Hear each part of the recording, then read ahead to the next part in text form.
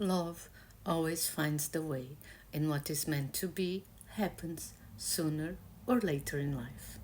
The Lost Little Star, Part 1. Anne Marie opened her eyes. She was just a pinprick of light in the distant universe.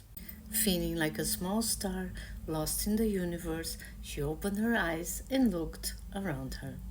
Everything was so darn dark that she saw nothing, not even her own light.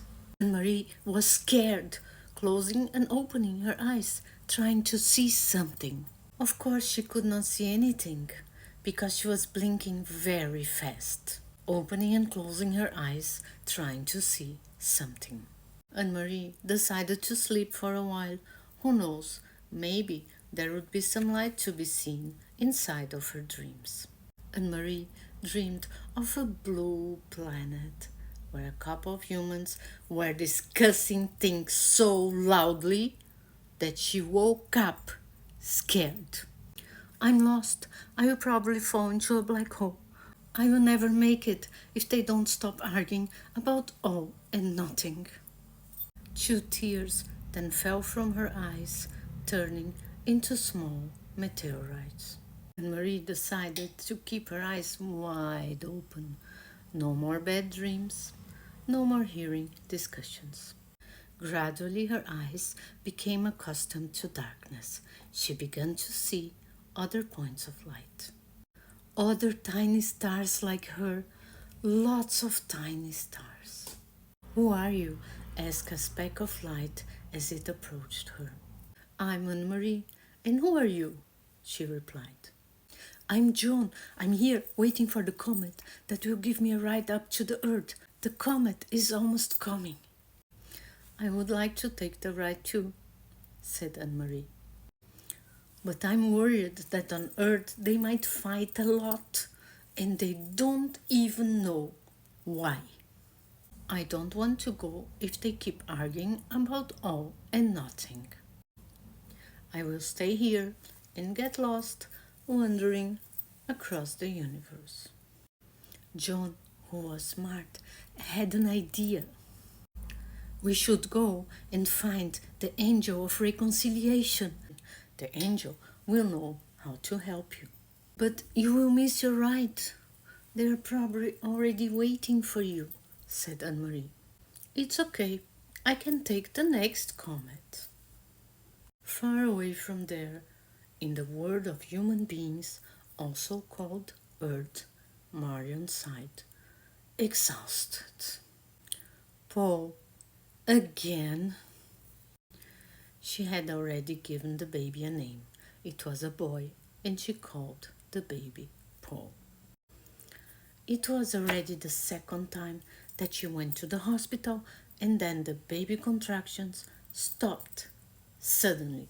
Her belly was already so big that she could barely walk. She called her husband to pick her up.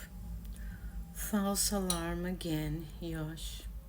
John, now Paul, took Anne Marie through the meteorite's path. They had to go slowly, very carefully, because the meteorites were flowing all over from one side to another. Anne Marie knew that the meteorites are star steers. Many times falling from stars that ended up not making their full life trips, falling instead into black holes. Their tears were all that remained from their existence, because no one knows what happens to the stars inside of black holes. Anne Marie saw her own tears on the path and got scared about it. Will this be all that will be left of me if they don't stop fighting? And Marie and Paul left the meteorite's path and did not see the angel because it was foggy. All was white. Paul knew that the angel should be there and did not understand why everything was so foggy. Where is the angel? Asked Anne Marie. I don't know. It should be here, said Paul. They heard a very strong and loud laugh, and the fog felt that it was shaking around them. The angel had grown. The fog was part of the angel itself. Angels can change their sizes when they want.